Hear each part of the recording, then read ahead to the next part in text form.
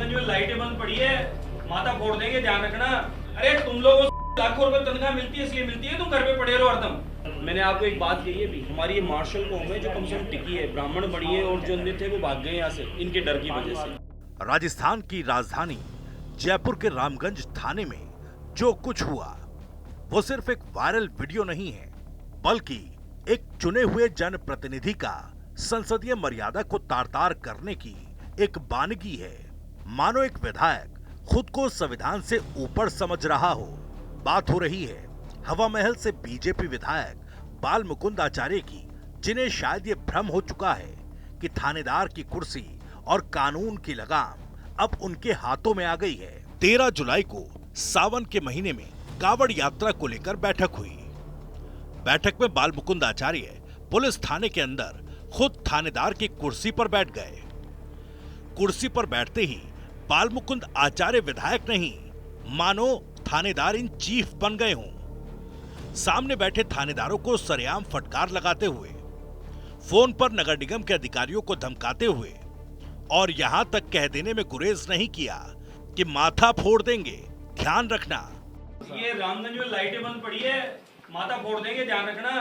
महाराज कहते हैं कब करा देंगे? कावड़ यात्राएं चल रही है या पूरी रात? गलता गेट से लेके और बड़ी चौकड़ तक की आधी लाइटें बंद पड़ी है। काहे की चालू करा दी? चेक करो, रात को आज बंद पड़ी है लाइटें।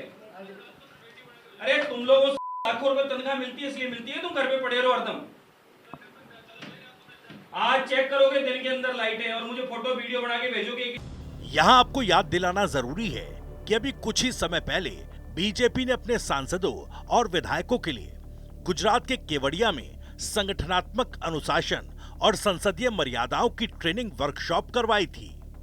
खुद प्रधानमंत्री नरेंद्र मोदी ने इस वर्कशॉप में साफ शब्दों में कहा था कि जनप्रतिनिधि जमीन से जुड़े, आचरण ऐसा हो कि लोग बीजेपी को अनुशासित पार्टी माने। मगर आचार्य जी की हरकतें तो यही बताती हैं कि आचार्य अपने ही प्रधानमंत्री और अपनी ही पार्टी की बातों को गंभीरता से नहीं लेते। सबसे हैरत की बात यह है कि ये सब कुछ रामगंज थाने के अंदर हुआ और सामने बैठे पुलिस अफसरों में से किसी में यह हिम्मत नहीं थी कि विधायक महोदय को टोक सकें।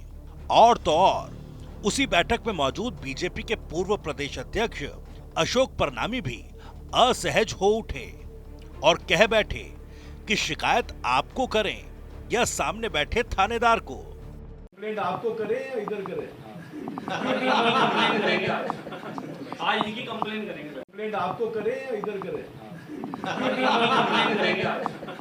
आज इनकी कंप्लेन करेंगे। कंप्लेंट आपको करें या इधर करें? आज इनकी कंप्लेन करेंगे। विधायक जी ने पुलिस अधिकारियों को यूपी जैसे डर का हवाला देते हुए कहा कि खाकी का डर लगना चाहिए।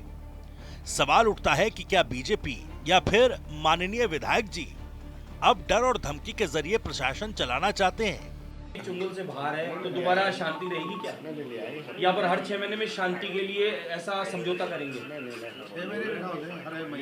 मैंने आपको एक बात कही है भी, हमारी ये मार्शल कौम है जो कम से कम टिकी है, ब्राह्मण बड़ी है और जो अन्य थे वो भाग गए यहाँ से इनके डर की वजह से।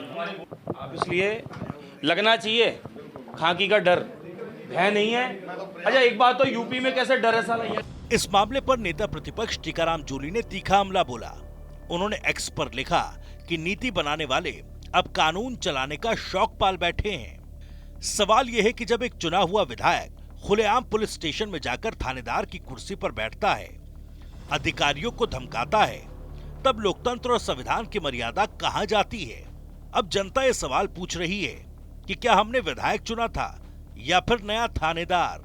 और ये सवाल महज एक सीट का नहीं, सवाल पार्टी पर भी उठ रहे हैं। क्या बीजेपी विधायक बाल मुकुंद आचार्य के इस तरह के व्यवहार से बीजेपी के साथ साथ बीजेपी सरकार की भी किरकिरी हो रही है? बाल मुकुंद आचार्य जैसे विधायक न सिर्फ पार्टी की छवि को नुकसान पहुंचा रहे हैं, बल्कि लोकतंत्र के बुनियादी ढांचे पर भी चोट कर रहे हैं।